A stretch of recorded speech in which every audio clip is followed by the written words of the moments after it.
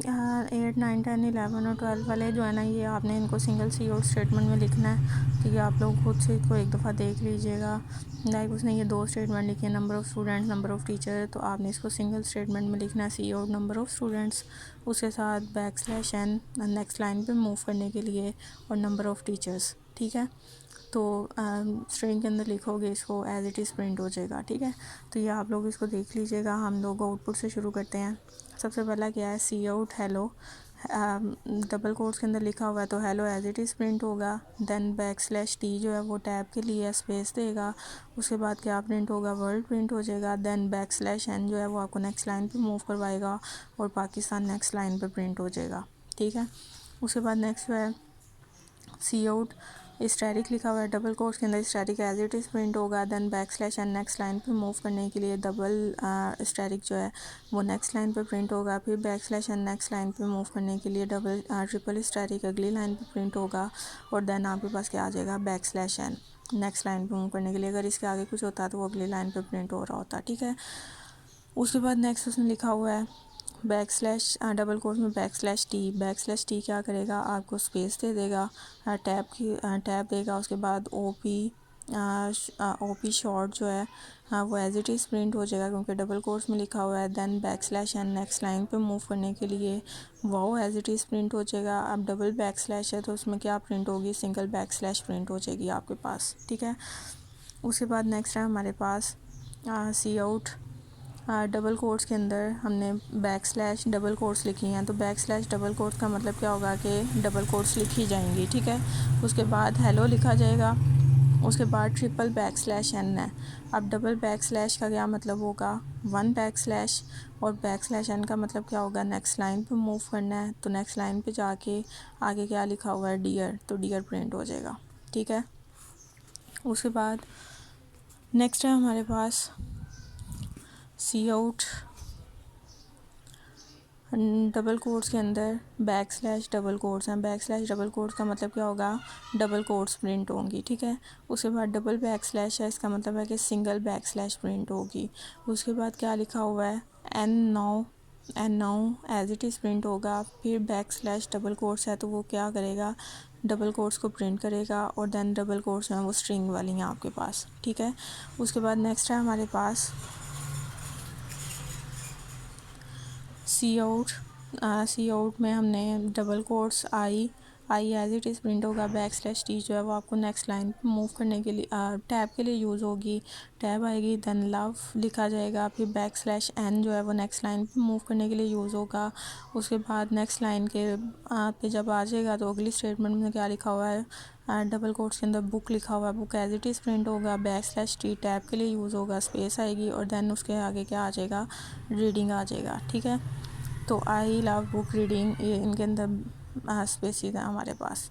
उसके बाद नेक्स्ट है हमारे पास सी आउट 1 प्रिंट होगा। देन 2 प्रिंट होगा, कोई स्पेस नहीं है, कोई टैब नहीं है, तो वो एज इट साथ साथ ही प्रिंट हो जाएंगे। उसके बाद डबल एंगल ब्रैकेट्स के बाद एंड लिखा हुआ है, एंड हमें किस पे ले जाएगा, नेक्स्ट लाइन पे मूव करवा देगा। ठीक है, नेक्स्ट लाइन पे जाके 3 और 4 प्रिंट होगा, उनमें भी कोई स्पेस नहीं होगी, और एंड लाइन आपको नेक्स्ट लाइन पे मूव करवा देगा। उसके बाद नेक्स्ट क्या प्रिंट होगा, 5 और 6, और एंड आपको किस पे मूव करवा देगा, नेक्स्ट लाइन के ऊपर। ठीक है, उसके बाद नेक्स्ट है हमारे पास वही वाली स्टेटमेंट है 1 2 3 4 5, लेकिन इसके अंदर उसने थोड़ा सा स्पेसिस को मैनेज किया हुआ है, थोड़ी सी चेंज है। डबल कोट्स के अंदर 1 लिखा है, एज इट इज़ प्रिंट होगा। \n नेक्स्ट लाइन पे ले जाएगा। उसके बाद 2 प्रिंट होगा नेक्स्ट लाइन के ऊपर, \n आपको नेक्स्ट लाइन पे ले जाएगा। ठीक है, अब नेक्स्ट लाइन पे जाके 3 प्रिंट होगा। 3 के बाद \t लिखा हुआ है, तो ये टैब के लिए यूज़ होगा। और फिर क्या प्रिंट हो जाएगा, 4। तो 3 के बाद दरमियान में क्या आएगी, स्पेस आएगी, और देन 4 प्रिंट हो जाएगा। उसके बाद नेक्स्ट हमारे पास है सी आउट \n। अगर \n ना होता तो 5 हमारे पास यहाँ पे प्रिंट होता, लेकिन \n है तो इसकी मतलब है कि वो नेक्स्ट लाइन पे जाएगा और 5 प्रिंट कर देगा। उसके बाद \t टैब के लिए यूज़ होगा, स्पेस आएगी दरमियान में, और देन क्या प्रिंट हो जाएगा, 6 प्रिंट हो जाएगा। उसके बाद आउटपुट अब आपने इनकी बतानी है। AA = 5.5 है हमारे पास, 5.5 है। सी आउट में उसने क्या लिखा है, integer a divided by 2। Integer a क्या था, डबल था, उसने उसको किस में कन्वर्ट किया, इंट में। लाइक वो क्या हो जाएगा 5 डिवाइडेड बाई 2 करेंगे तो हमारे पास क्या आंसर आएगा, 5 डिवाइडेड बाई 2, 2 2 ज़ा 4, 1 रिमेनिंग, तो हमारे पास आंसर में क्या आएगा 2। ये 2 आ गया। उसके बाद backslash n next line पे मूव करवाएगा। सेट प्रिसीजन में हमने क्या लिखा हुआ है, 2 के पॉइंट के बाद हमारे पास कितनी वैल्यूज़ आनी चाहिए, 2 वैल्यूज़ आनी चाहिए, और ए की वैल्यू क्या है 5.5। अब इसके साथ ज़ीरो भी होना चाहिए था, लेकिन हमें पता है कि पॉइंट के बाद ज़ीरो जो है उसको इग्नोर करता है कंप्यूटर या कैलकुलेटर, तो इसलिए उसने वो शो नहीं करवाया। तो हमारे पास क्या आ जाएगा 5.5 आ जाएगा। ठीक है। उसके बाद 4 C1 C2 C3 तीन करेक्टर हमने यूज़ किया। C1 में A है, C2 में B है, और C3 में हमारे पास क्या है C है। सी आउट हमने किसको करवाया, C1 को। C1 में क्या पड़ा हुआ है A शो हो जाएगा। C2 में क्या पड़ा हुआ है B शो हो जाएगा। C3 को हमने किस में लिख दिया है, डबल कोट्स में। तो अगर हम इसे डबल कोट्स में ना लिखते तो हमारे पास क्या शो होना था C, लेकिन जब डबल कोट्स में लिखा है तो एज इट इज़ प्रिंट होगा, तो वो क्या शो करवा देगा C3। उसके बाद नेक्स्ट है हमारे पास x is equal to 2, x की वैल्यू 2 है, y is equal to 3.0, y की वैल्यू क्या है 3.0। सेट प्रिसीजन हमने क्या रख दी है 2 रख दी है। उसके बाद सेट प्रिसीजन के आगे हमने कोई वेरिएबल नहीं दिया, इसलिए इसको भी छोड़ दें। उसके बाद cout x multiply y, x में क्या पड़ा हुआ है 2 मल्टीप्लाई 3.0, 2 3 ज़ा 6.0 आता है, लेकिन वो उसको क्या करेगा इग्नोर कर देगा, क्योंकि पॉइंट के बाद ज़ीरो है तो वो उसको नहीं लिखेगा। उसके बाद एंड जो है वो एज इट इज़ प्रिंट होगा, क्योंकि डबल कोट्स में लिखा हुआ है एक्स डिवाइडेड बाई वाई है। एक्स में क्या पड़ा हुआ है 2 डिवाइडेड बाई 3, 2 डिवाइडेड बाई 3 करें अगर हम 0.20 हो जाएगा। तो इसको 2 3 6 सा 18, फिर 0 3 6 सा 18। ठीक है, मतलब इस तरह से चलता ही रहेगा।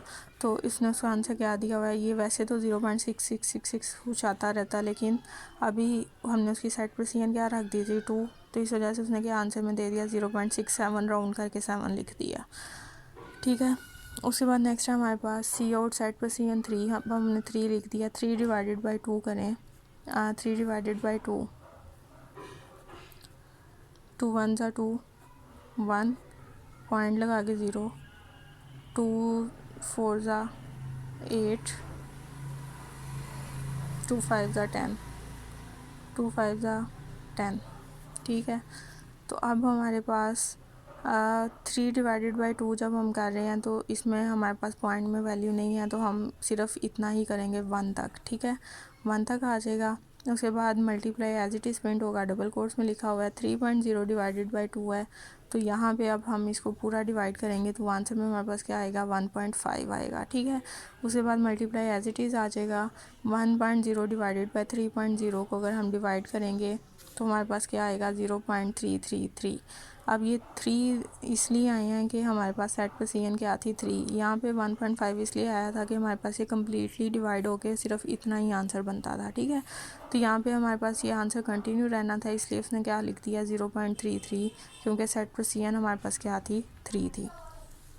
उसके बाद नेक्स्ट है हमारे पास ABC 3 वेरिएबल है, A में 10 है, B में 12 है, C में क्या आ जाएगा A प्लस B, 10 प्लस 12 आपके पास क्या आ जाएगा 22।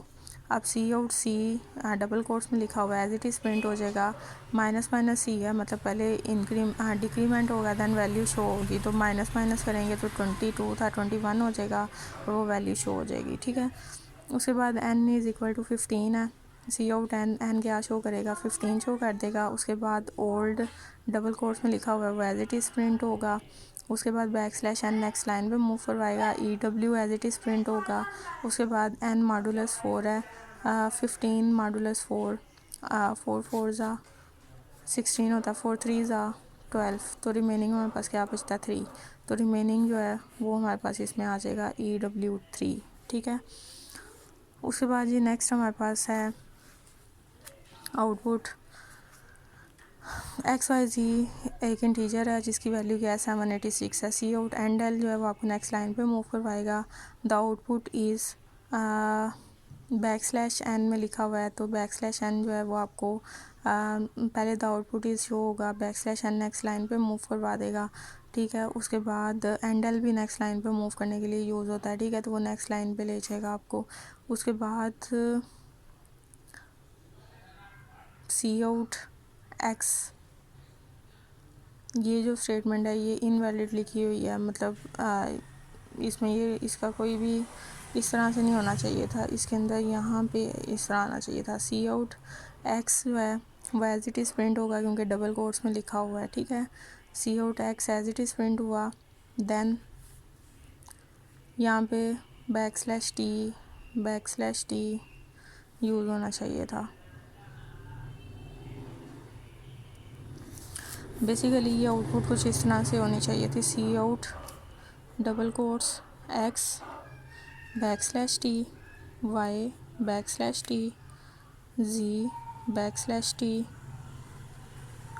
इज़ इक्वल, और उसके बाद एक्स वाई जी इकट्ठा। अब इसका क्या मतलब होता, पहले एक्स प्रिंट होता, बैक स्लैश टी टैब के लिए यूज़ होता, वाई प्रिंट होता, then backslash t tab देता, फिर जी टैब के लिए यूज़ जी लिखा जाता, फिर टैब आती, फिर इज इक्वल आता, और एक्स वाई जी वाले वेरिएबल में क्या पड़ा हुआ था 786, तो वो 786 आ जाता। अब यहाँ पे उसने टैब नहीं दिया, उसने स्पेसिस दी हुई हैं, ठीक है।